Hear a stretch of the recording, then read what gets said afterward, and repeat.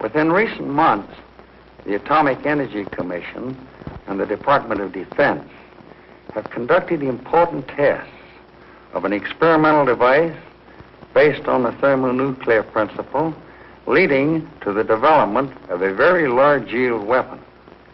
In addition, a proof test was made of a large yield fission weapon. These constituted Operation Ivy.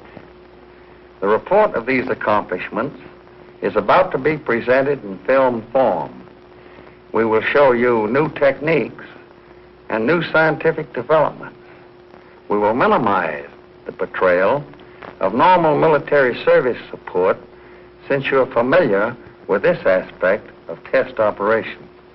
As commander of Joint Task Force 132, I invite you to observe Operation Ivy, carried out on our Pacific Proving Ground, Eniwetok Atoll.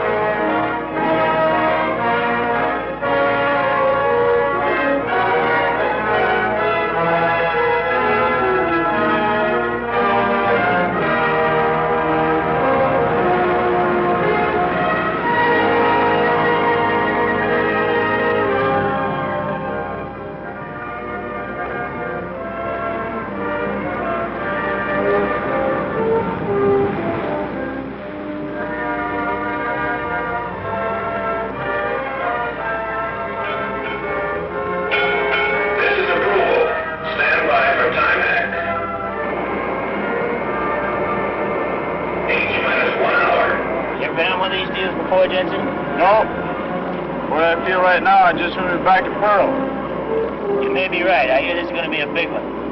You aren't kidding. We wouldn't be out here in open sea if it wasn't a big one. Captain, we're in position. Recommend reduced speed, sir. Very well, Mr. Adams. Alvin, steady as you go. Steady as you go, sir. All engines ahead 1/3. All engines ahead 1/3, sir. Engine room con ahead 1/3. All engines answer ahead 1/3, sir. Engine room reports making turns for 4 knots, sir. Very well.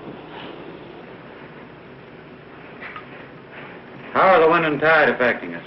As predicted, sir. Good. It's important that we stay within that area so we remain within the television column. Yes, sir. Welcome aboard the USS Estes. As you may or may not know, the Estes here is the command ship of Joint Task Force 132. We have minutes to go before the first blast, mic shot, of Operation Ivy. 59 minutes now, to be exact. We've been here since daybreak. Left Weetalk last night during the early morning hours.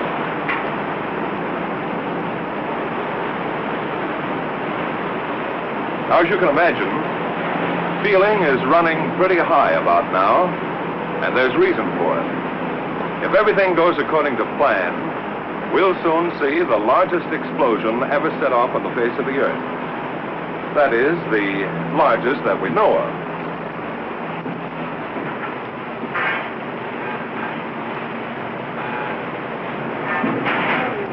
Some 8,000 men will view the event from this point. Oh, by the way, the carrier over there is the Rendova. She's primarily set up as a base for fighter security and helicopter reentry. And that's the Curtis over here, the weapons assembly ship. In the time between now and HR, I'd like to show you around, if I may, and introduce you to some of the people connected with this operation, and in general, piece together the events which have brought us to this point. To start off, I'd like to show you something over here. You realize there are many miles of ocean between us and Eniwetok Atoll. To know what's going on back at the atoll, these antennas are receiving televised signals and are giving our men here a second-by-second account of what's happening on Shot Island. The television receivers are in here, in the control room. Oh, but before going inside, let's take a look at a chart. It may give you a better idea of our location. This is our position. 10 miles south of Enuitak Island, or about 30 miles south of Elugelab, the shot island.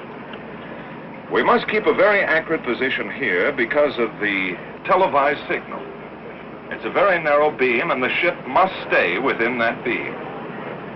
Now, perhaps you're wondering why we're out here in ships. Well, the answer is very simple. It's too dangerous on land. We're expecting a yield of from 4,000 to 10,000 kilotons. That's equal to between 4 and 10 million tons of high explosives. Considering all possible effects from a bang of this size, the best observation point is at sea, on a mobile platform at a known safe distance from 0 point. Okay, let's go inside now.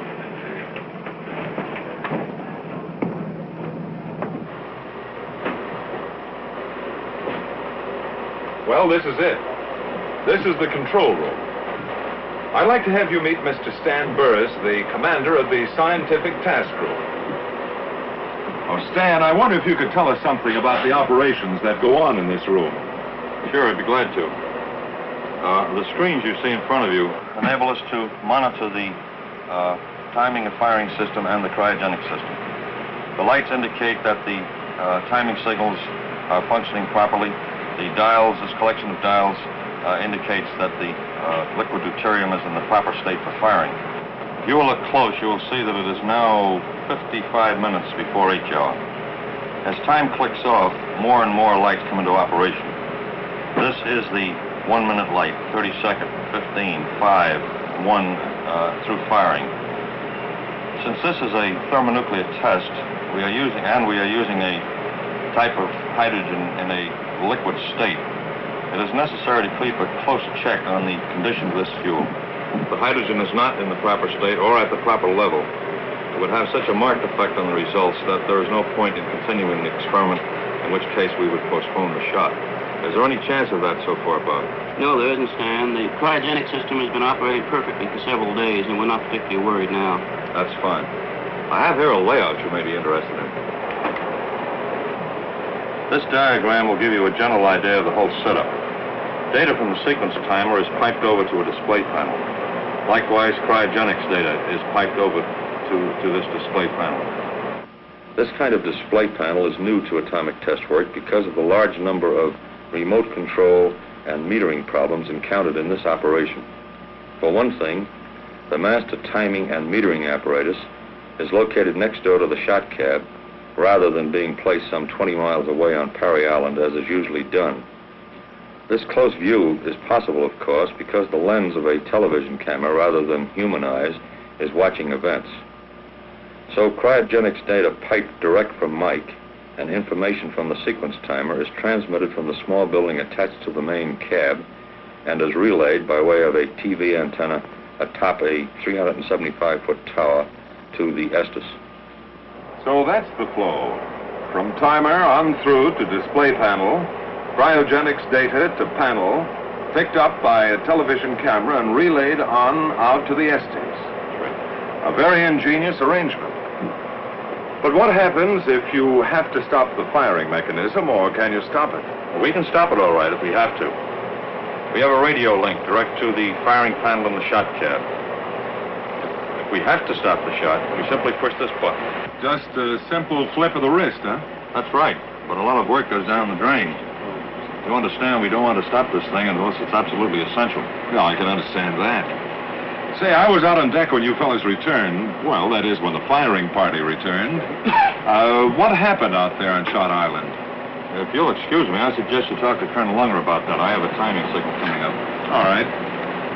So then, Dick, the firing party's big job is to see to last-minute details of arming and firing and to make sure that the Shot Island is secure. That's the broad brush of it, yes. I've been a member of firing parties before, but this was different somehow. A man standing, as I stood, on the outside of the building housing the mic device, couldn't help but feel, to sense the importance of this moment. Inside, a handful of men were making a final check. We're arming a device which could be the key to a new era in atomic weaponeering. I don't know just how the others felt, but I felt small when I thought of the experiment being readied inside. This one test could take us out of the realm of kilotons into the fantastic world of megatons. And then, at H-6 hours, the job was finished. The mic device was on its own and ready. We all moved to take a final look at the gadget, which represents a year of intensive engineering.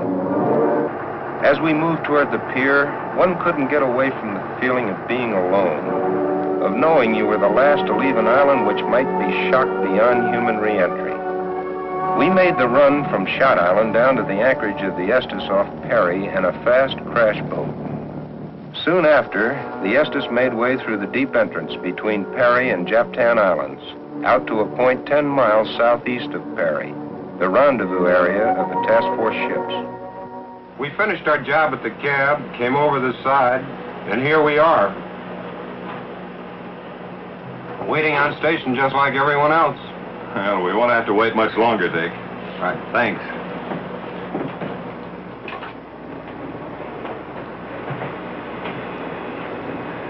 Well, that's part of the story. A small part, actually, of this whole ball of wax. An operation like Ivy has many facets, some large, some small.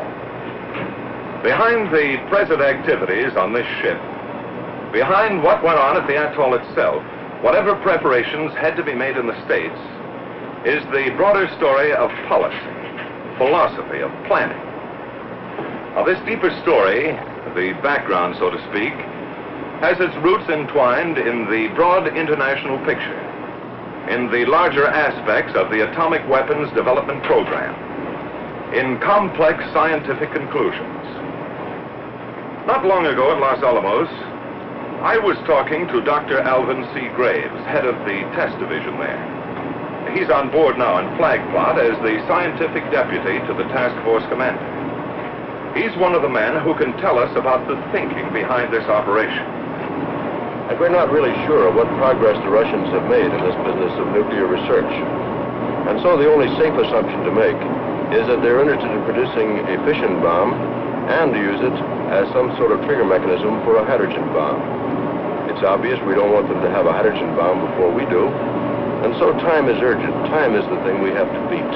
Dr. Graves, the historical side of this operation is particularly important. I wonder if you'd mind speaking right to our camera. Not at all. First, let's go over this business of the hydrogen bomb. Why use hydrogen? Hydrogen permits us to have an inexhaustible source of energy. It's plentiful. We don't have to worry about the critical mass limitation. Second, we can get hydrogen very cheaply. If we can use deuterium, we can distill it from ordinary seawater. We're floating on it right now. That's very interesting, Doctor. But what is deuterium? I was coming to that. First, let's consider ordinary hydrogen, such as is used commercially. An atom of this kind of hydrogen has the simplest nucleus known. It has one proton. But hydrogen exists in two other isotopic forms. Deuterium, which has a neutron in addition to the proton, and tritium, which has two neutrons and one proton. Ordinary hydrogen is not considered a good bomb fuel. And tritium, because of its expense and rarity, can only be used in limited quantities. Well, that's part of the background of Ivy leading up to the present.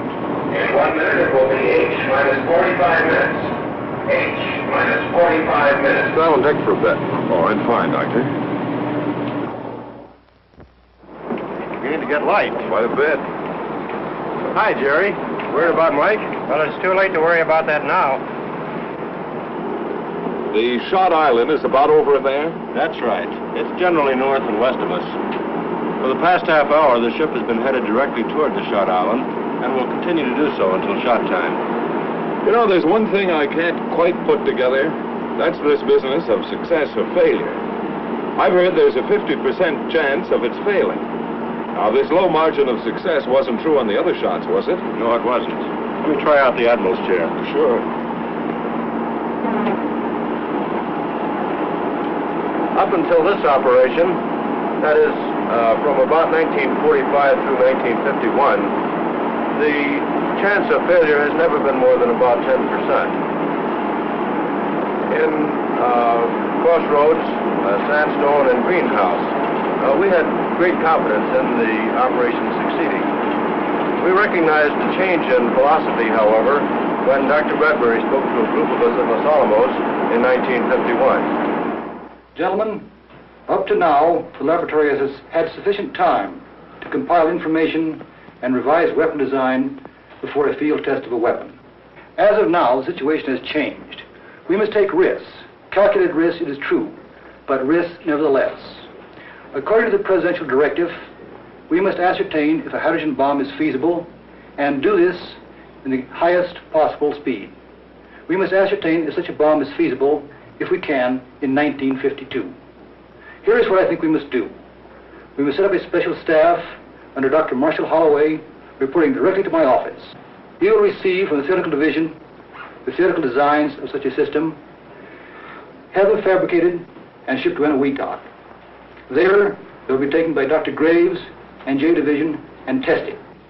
It must be recognized that we're taking great chances, a great gamble, but a gamble, while there's a possibility of failure, nevertheless there's a possibility of great gains. Enowetok will become our theoretical laboratory rather than a proving ground. And that's the way it is today. We're taking a gamble. I see that now. But then the uneasy state of the world puts everything on a gambling basis, I guess. Yes, but not as much of a gamble as you might think. Take that man over there. He and his company have put a great deal of thought into the engineering and design of Mike. Well, see you later. So long, Doctor, and thanks a lot. I couldn't help coming back to the control room for another look. They tell me everything's going along without a hitch. I've been taking a closer look at the cryogenic screens there. You know, there's a lot to this low temperature work. In a good many respects, it's the most outstanding problem of the entire operation. And as soon as Bob Gibney can break away, we'll talk about some of these problems. But this I know. A lot of heads have been scratched trying to figure out some way to work with various gases which have to be brought down to a liquid state. Oh, Bob, I've been browsing through this subject of low-temperature physics. That's quite a subject. It sure is. The general problems connected with very low temperature operation had been met on the George shot of Greenhouse. The amount of thermonuclear fuel required for Mike's shot is considerable. Do you remember the buildings in the south end of Perry, near the airstrip? Yes, I do, Bob. Well, that's the liquefaction plant. The original plant was established during Greenhouse. Because of the difficulties in transporting, the decision was made to produce liquid hydrogen at Enowetok rather than in the States. But for Ivy, it had to be expanded considerably. The capacity of the original hydrogen plant was doubled for the production of liquid deuterium, and a new plant was built for the production of hydrogen with a capacity 4 times the old Greenhouse model. The small nitrogen plant was expanded 8 times its original size. For Operation Ivy, the Perry Island plant operated continuously for 3 months to produce the necessary low-temperature liquids needed in the experiment. But of course, you don't put a material so difficult to make and so difficult to keep in milk bottles. You use special containers called dewars, which are simply outsized thermos bottles. Months ago, these dewars were made in Massachusetts by the Cambridge Corporation and driven out to Boulder, Colorado for testing. Each dewar is mounted on its own truck with its own refrigeration plant and generator. Against the picturesque background of the Flatiron Range of the Colorado Rockies, these dewars were filled with liquid hydrogen at the cryogenics lab of the National Bureau of Standards. This plant, set in an unpopulated area, is the largest source of liquid hydrogen today, and hydrogen is essential for a practical shakedown test. The climax for these dewars came out here at Enowetok when they were actually used for the job intended, transport. Since production of thermonuclear fuels might be needed on future tests at Enowetok, it was thought best to put the liquefaction plant on Parry Island instead of on the shot island, where it probably would be destroyed. But this meant a satisfactory means of transporting liquid hydrogen from Parry to the shot island. This type of exaggerated thermos bottle mounted on wheels was the answer. A dewar is constructed to isolate the contents of the dewar from the outside temperature, so no heat can leak in. Contained within the boilerplate outer shell is an inner shell made of stainless steel with a vacuum in between. This is the container which holds the liquid hydrogen. A radiation shield made of copper surrounds the bottom half of the inner shell. There are two bottoms to the radiation shield, and in the space between them there is room for liquid nitrogen. The purpose of the radiation shield is to provide a barrier to the flow of heat. The heat which does leak in boils away the nitrogen first, thus protecting the liquid hydrogen. But even with all these precautions, another source of heat still occurs in the inner shell. This is mainly due to a special property of hydrogen. The molecules of hydrogen, as a gas, exist mainly in a state called the ortho. At first, when the gas is liquefied, the molecules stay in their original state. However, within a period of some 2 weeks, the molecules rearrange themselves into a state called the para. This is a natural phenomenon which always occurs. In this transfer, heat is given off, actually sufficient heat to boil off 2/3 of the liquid hydrogen. To take care of this excess heat, a special refrigerator has coils located in the inner shell. The refrigeration plant, which supplies these coils, does a remarkable job, for its coolant approaches absolute zero. Absolute zero, that unimaginably cold zone where everything stops. All life, all molecular motion. Minus 459 degrees Fahrenheit. A little above this fantastic figure, hydrogen becomes a liquid at minus 423 degrees Fahrenheit. This is the temperature to be maintained in the dewar. Only 36 degrees away from the bottom. Absolute zero. The helium refrigerant used can affect a temperature sufficiently low to cause the gaseous hydrogen boiling off to return to a liquid state. Well, I went into more detail on the cryogenics end of this project than I intended. Well, so far, we've pieced together quite a bit of this operation. I don't believe you have ever had a good look at our key test islands.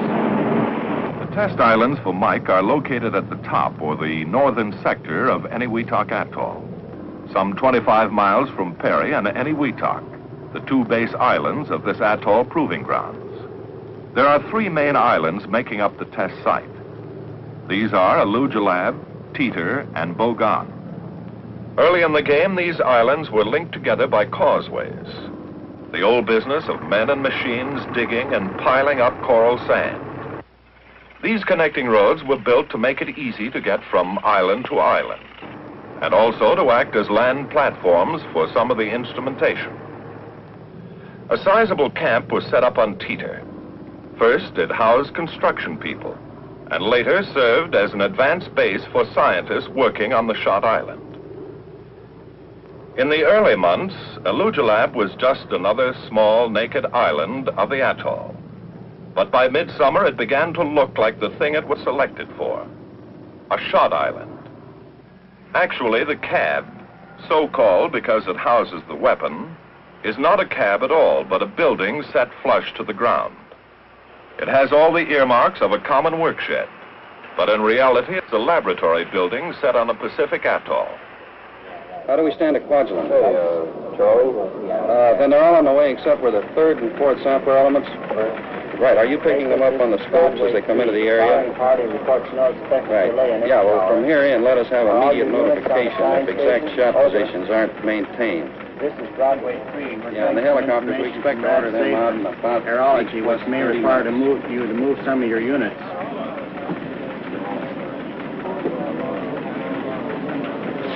This, as you have probably gathered, is joint operations. All atomic test operations in the Pacific so far have been run under a joint task force kind of setup. Operation Ivy is using the same organizational structure as Greenhouse. 4 task groups: Scientific, Army, Navy, and Air Force. Members of these groups are here now, sifting and coordinating the many details of this joint operation and passing key information topsides to the command level. The Army is... Broadway 2, 4K Con has radar contact skunk. The Army is the executive agent on this operation, just as the Air Force was on Greenhouse and the Navy on Crossroads before that. Oh, Colonel. Whether this is J3, let me have your latest recon plane VHF report, over. Will go, out. I've been talking about task force organization. Wish you would add something to help clarify this business of executive agent. Yes, I'll be glad to. First of all, we are organized along very simple, conventional lines. I believe I have a chart which explains it better. The Joint Chiefs of Staff and the Atomic Energy Commission on this level coordinate on the instructions that are to be issued to the task force commander. The Joint Chiefs of Staff control the operation through the executive agent, the Chief of Staff of the Army. The task force commander has operational control of the Air Force, Navy, Army, and scientific task groups. Now, when we were in the United States, the Atomic Energy Commission maintained a control over the scientific personnel at Los Alamos Scientific Laboratory. However, for the operational phase, the Commission appointed General Clarkson as its special representative, and in this way, he controls the entire operation. I get the picture, Colonel. Okay, attention, you take this one. What do you feel are the unusual aspects of your operation? Well, we like to believe that Ivy is a milestone in atomic development. I believe that in many ways Ivy is another Trinity, the beginning of something, and we hope the beginning of the H-bomb era. You know, it's been exactly this thought that General Clarkson has had in being so insistent that the task force support elements be emphasized. The fact that all of us must support the scientific people who are doing such important work. I would say that this is the keynote of the operation. Excuse me. While we're here in joint operations, it's a good time to think for a moment of the work of the military task groups. Take the Army, for example. This support group, commanded by Colonel George E. Burrett, provides a variety of services which make it possible to conduct an atomic test such as Ivy at a proving ground outside the continental limits of the United States.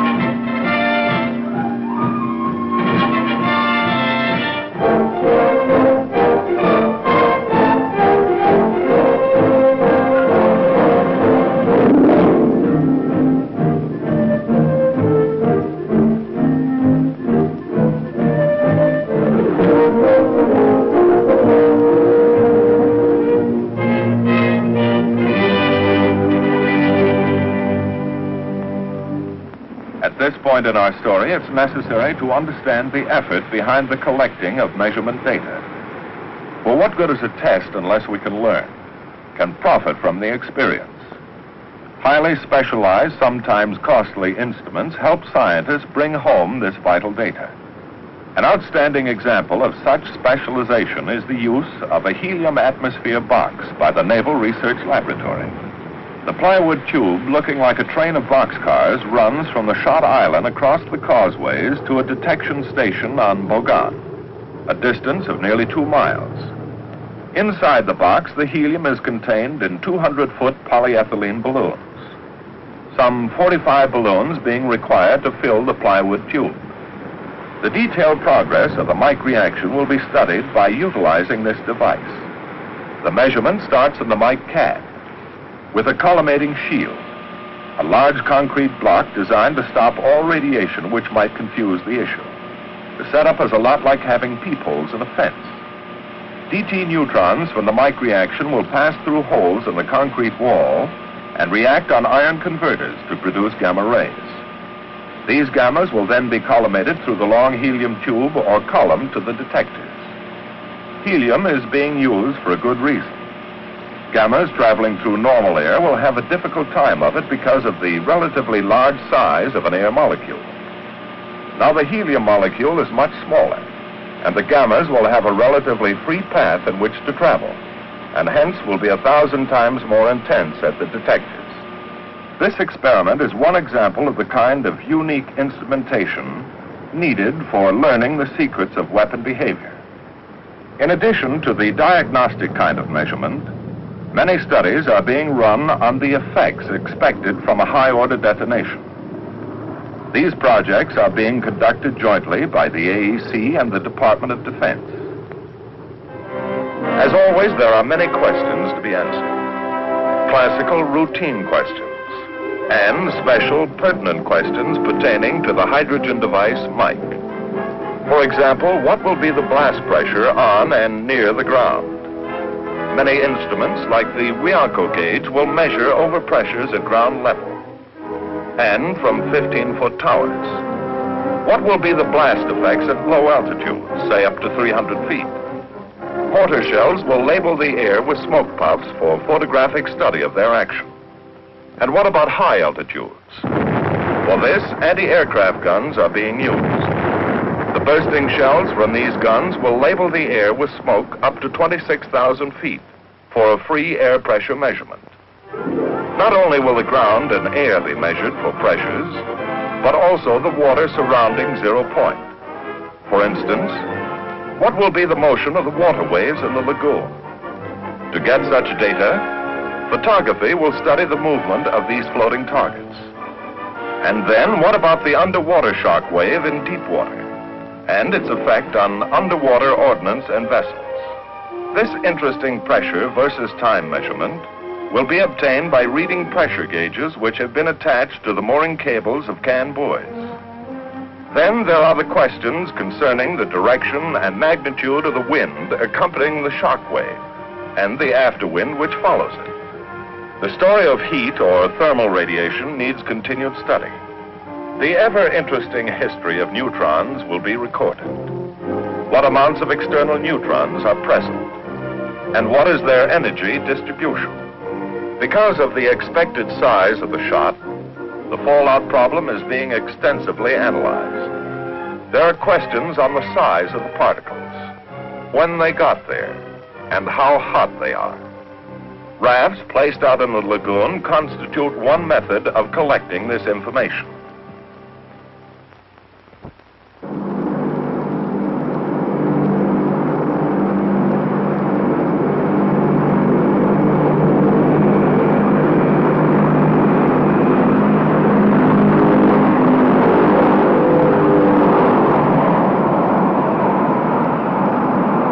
For a more realistic kind of evidence, a B-36 and a B-47 will be in the air to find out the effect of blast and heat on delivery aircraft.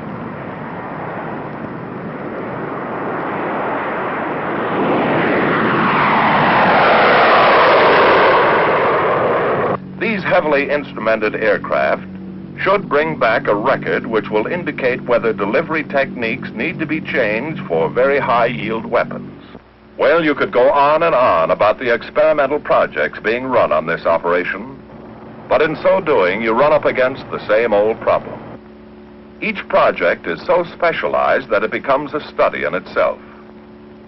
So we have given but an impression of the 60-odd experimental projects being run on Ivy.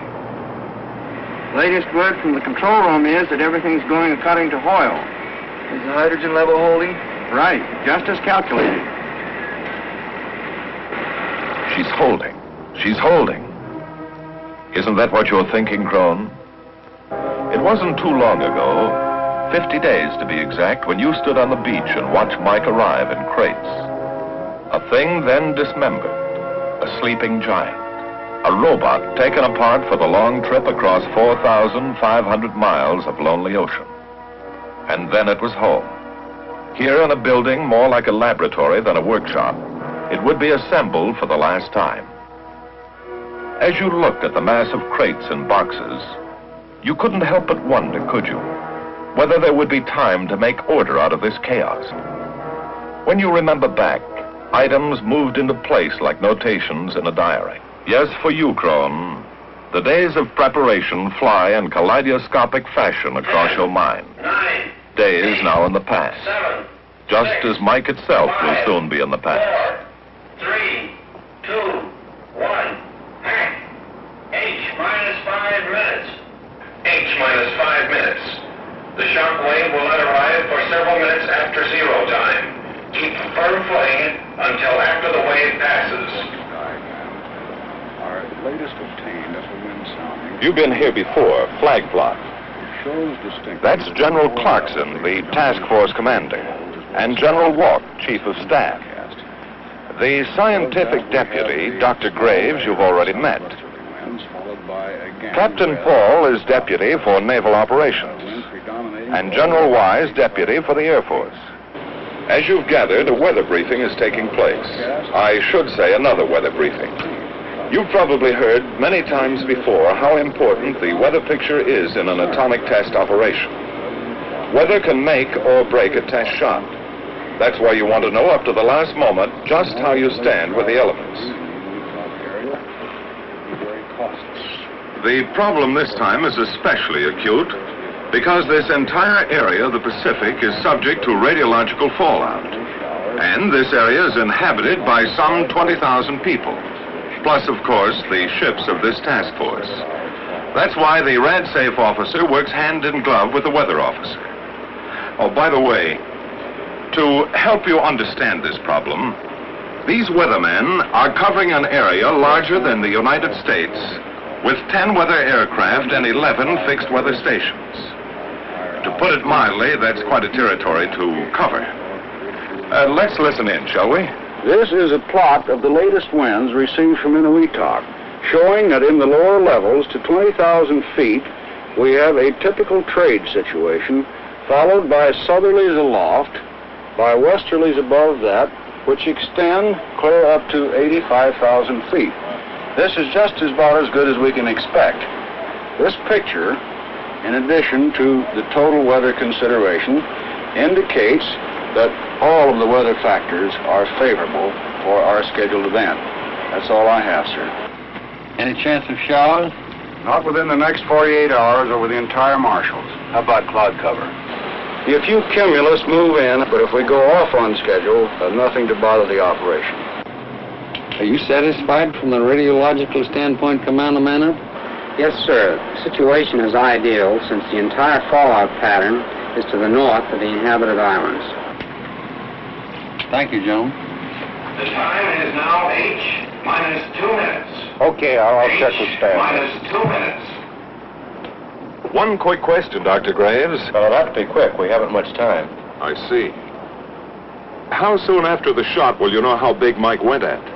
We will get rough estimates, like from the bang meter, a few minutes after the shot. See you later. Right. Why, sir? You have a grandstand seat here to one of the most momentous events in the history of science.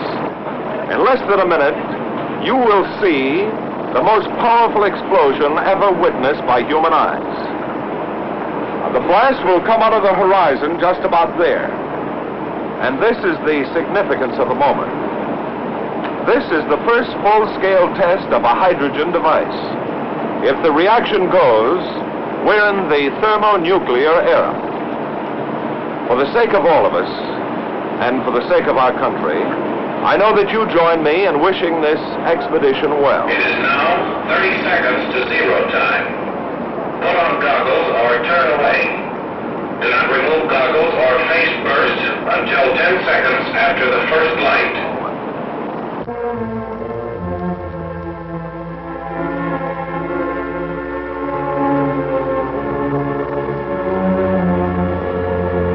Minus 15 seconds.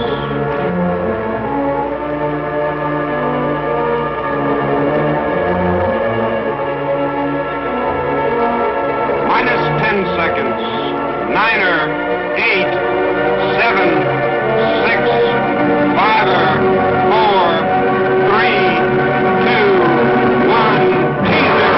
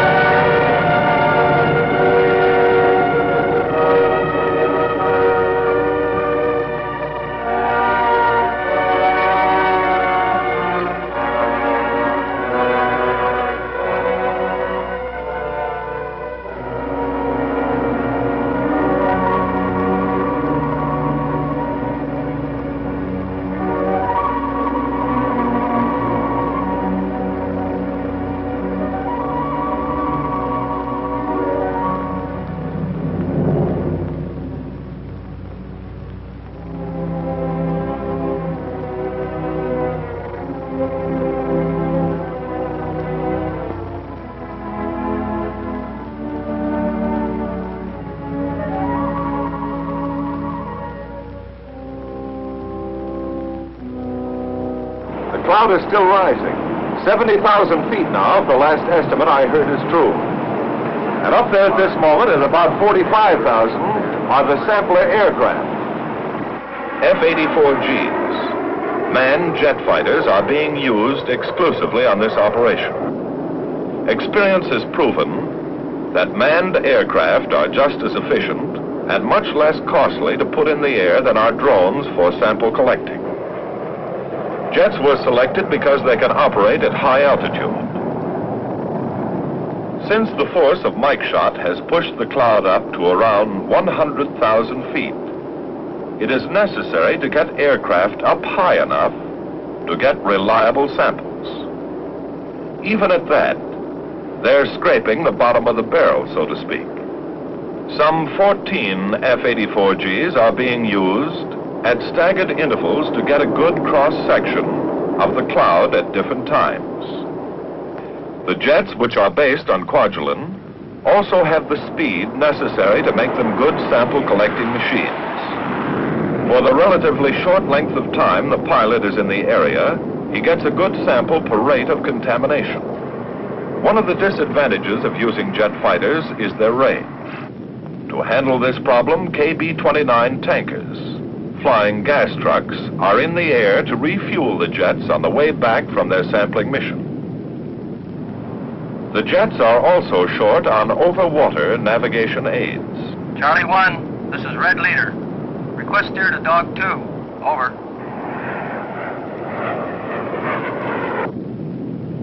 Red Leader, this is Charlie 1. Steer 310. A B-29 control aircraft gives the samplers headings and rendezvous points and generally orientates them in this remote region of the Pacific. The control aircraft is fully equipped with radar and communications, and in essence performs all the functions normally thought of as being controlled from a ground air operations center. A B-36 is also in the air as another kind of control ship, like a football coach running the game from the sidelines. A scientific controller watches the formation of the cloud and directs the samplers in for their runs. When a sampler aircraft has obtained its allotment of contamination, it has done its job and returns to Kwaj. That's part of the air story going on right now.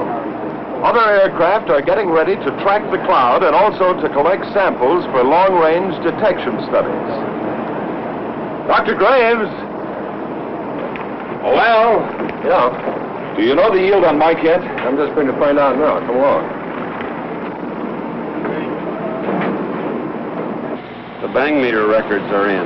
The dots indicate the time in milliseconds. Well, what's the verdict, Herb?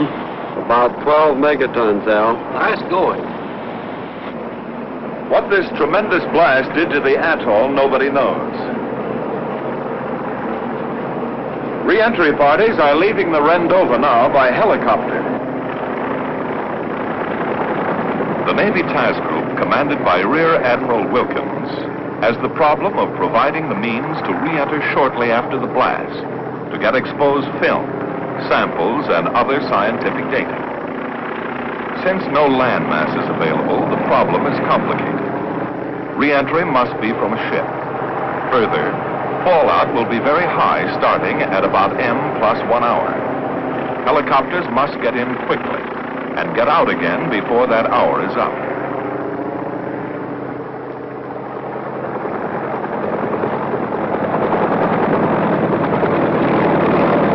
One survey group is leaving here from the Estes.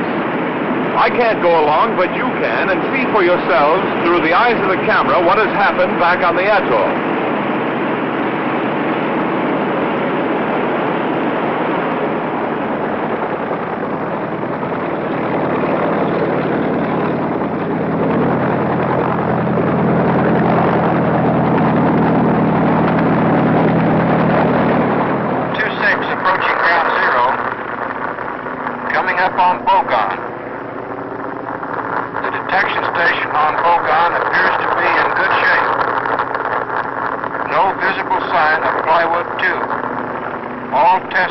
Seem to be swept clean.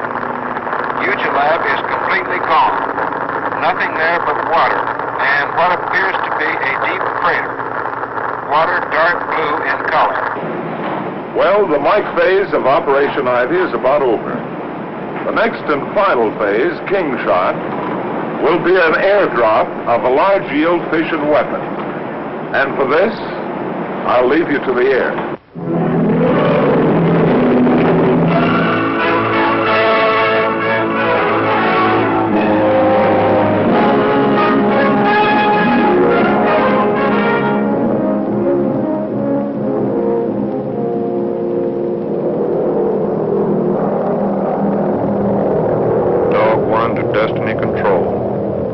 Leveling out at 8,500 feet for IFI. The top aircraft for King, this B-36, is on its way to the target point. Steadily, monotonously, it wings its way from Kwajalein to a point in the sky over Eniwetok Atoll. For the first time since Operation Crossroads back in '46, an atomic weapon will be airdropped on our Pacific proving ground. AC to pilot, will you take over for a while?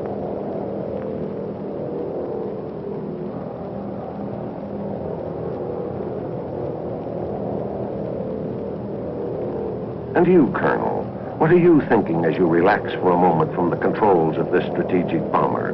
This bomber whose cockpit now resembles a closed room, curtained off from possible dangerous effects of heat and light. Are you thinking of the mission, or of Kwajalein, or perhaps of home? Home, you certainly can't call Kwajalein home, even though it now looks like an extension of the Carswell Air Force Base. Talk about crowded. In addition to the normal complement of the island, Kwaja's been the major base for our Air Force ever since this operation began. This small atoll island is the jumping-off spot for the air group, commanded by Brigadier General F.E. Glansberg. Operation Ivy isn't like Greenhouse, when Eniwetok Island was used in addition to Kwaj. In a sense, Wetok is still used, but just for L-13s and copters, aircraft easy to evacuate. Look at this lineup on the Kwaj airstrip. Samplers, tankers, weather ships, photo aircraft, trackers, control planes, drop aircraft. Looks like it's harder to find a parking space here than in downtown Fort Worth on Dollar Day. But now Kwaj is behind you, Colonel, and you're on your way to doing something big. Big, like you were told back at the briefing. So much for the operational plan. Perhaps some of you are wondering about the idea behind the dropping of such a high-yield weapon. General Glansberg has a few words he'd like to say to you on this subject.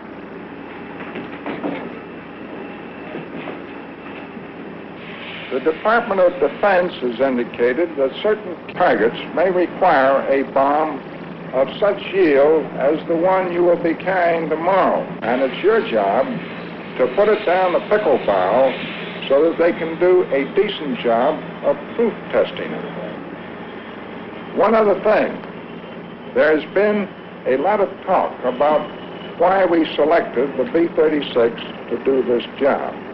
The reason the B-36 was selected is because it has metal control surfaces. There is still some argument as to what will happen from thermal radiation on fabric surfaces. So now you know you will have a heat problem. AC to Weaponeer. How's the IFI coming along? Weaponeer to aircraft commander. IFI proceeding satisfactorily. As you carefully check off each item of the in-flight insertion, Captain, you can tell that the preparation of the King weapon is moving along on schedule. But not too long ago, this weapon did not exist. To get King ready for Ivy, the weapon was being worked on in the States almost up to the last minute. So the weapon, minus the nuclear component, was ferried out to Quaj by a C-124. In the meantime, after the Mike shot, the Curtis sailed to Kwajalein. Assembly people from this ship work in conjunction with Sandia in preparing King for the airdrop. Following normal safety measures, the nuclear components of King arrived from the States in a separate aircraft. And now this super fission weapon, completed, ready, is taken from its shipborne assembly shop and moved under the cavernous belly of the waiting B-36. As the B-36 moves on its way to the target, the weather situation suddenly changes and becomes unsuitable for the test. And this means that the finely coordinated effort has to be canceled and the drop plane recalled to Quaj. For 72 hours, the King phase of Operation Ivy waits on weather. Men and machines who have been geared for the mission have to start all over again. Finally, shortly after dawn on November 16th, the go-ahead is given. This time there will be no turning back. This time, King is on its way to the proof test for which it was created. Weaponeer to aircraft commander. IFI completed. AC to engineer. Set climb power. And so the King bomber climbs into the thin air of the stratosphere and levels off at 40,000 feet, its bombing altitude. Here the radar operator, or bombardier if you will, guides the aircraft to that four-dimensional yet imaginary spot so necessary for pinpoint accuracy. Radar to AC, approaching target area. The radar operator positions the aircraft in space with a movement of his hand, continuously running a cross-check between the radar bomb sight and the visual system, back and forth, first peering into one scope and then into the other. During these critical moments, the vital facts flit across his mind. Ground zero, 1,900 feet to the north of Runnet on the Coral Shelf. Height of burst, 1,500 feet. Allowable margin of error from ground zero, less than 500 feet.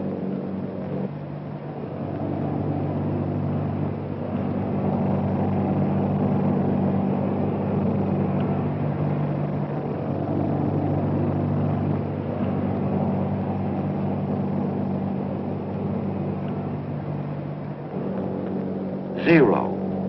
In the 56 seconds it takes the bomb to fall, the men of Operation Ivy wait on Parry and Eniwetok Islands. Unlike the Mike phase of the operation, the King phase will be observed from land. The bomb is now at 8,500 feet, at 6,500 feet, at 4,500 feet, at 2,500 feet, approaching 1,500 feet. Watch the air overrun it.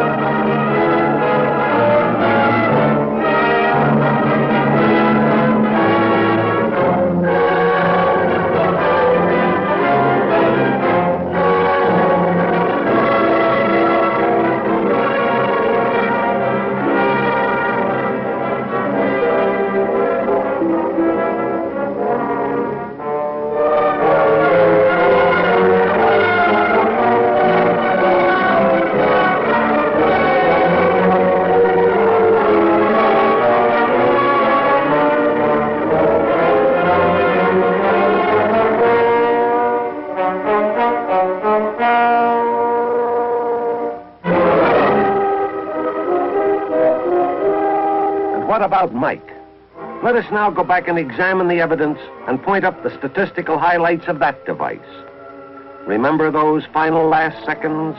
5, 4, 3, 2, 1, T0.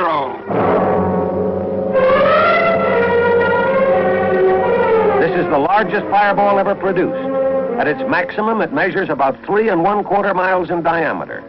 Compared to the skyline of New York, this means that with the Empire State Building as 0 point, the Mike fireball would extend downtown to Washington Square and uptown to Central Park. In other words, the fireball alone would engulf about 1/4 of the island of Manhattan.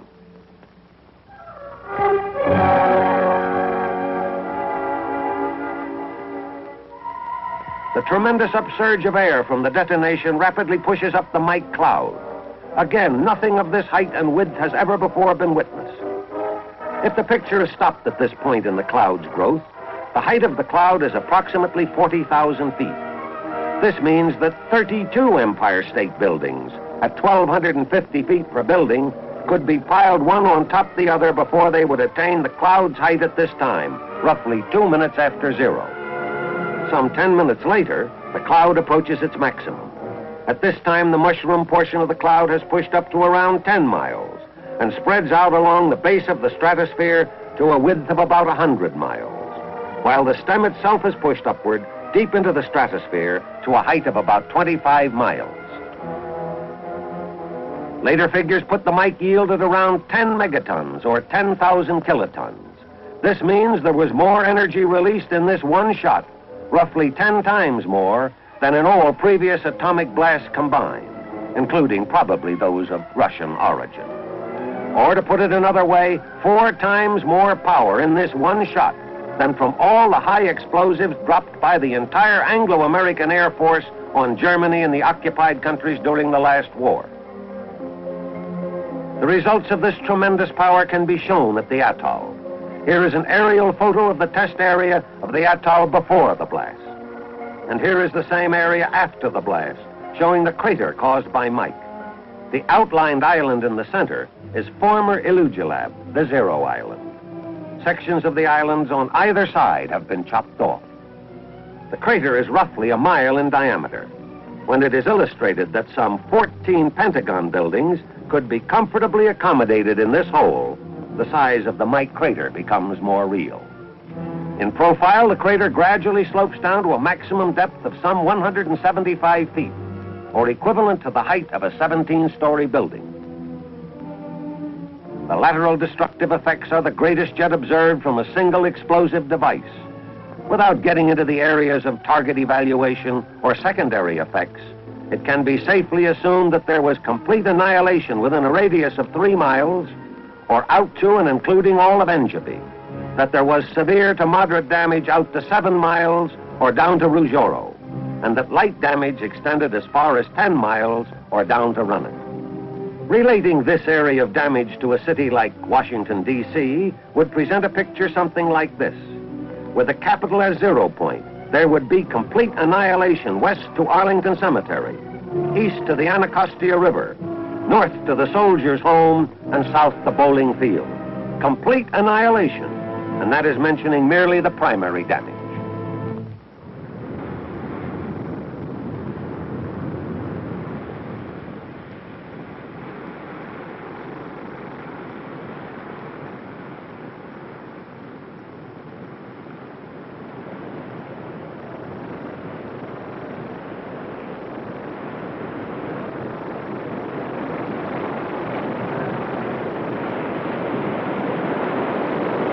Well, it's all over.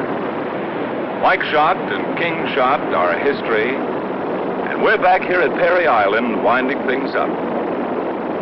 It's been a pleasure to help bring you the story of Operation Island, the work of Task Force 132.